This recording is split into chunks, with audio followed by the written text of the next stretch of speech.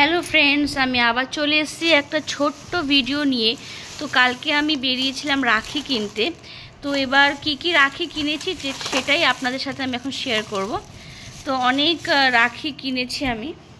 আমার কিন্তু নিজস্ব কোনো ভাই নেই, তাও কিন্তু আমি রাখি ফেস্টিভ্যালটা খুব ভালোভাবে সেলিব্রেট করি। তো এখানে অনেকগুলো রাখি আছে, আমি সবাইকে আশেপাশে সব দাদাদের বাদি। তো আমি কি রাখি কিনেছি আর কোনটার কীরকম দাম নিয়েছে সেটা আমি এখন আপনাদেরকে বলবো। না, দামটা বলবো না, রাখির দামটা বলবো না, কিন্তু আমি কি রাখি কিনেছি সেটা এখন দেখাবো। তো প্রথমেই আরেকটা রাখি আছে, আরেকটা রাখি কোথায় গেল? প্রথমেই আমি দেখাচ্ছি এই দুটো রাখি আমি নিয়েছি একরকম। এই রাখিটা আমার খুব সুন্দর লেগেছে, বেস্ট জিনিস লেগেছে এটা। এই ব্যান্ডটা পুরো কালারফুল, এটা আমি দুটো নিয়েছি। আচ্ছা, এটা বাংলাতে কি বলে সেটা আমি জানি না।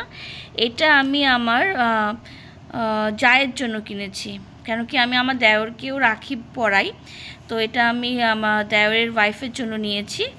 এটা বেসিক্যালি হিন্দিতে বলে লুম্বা।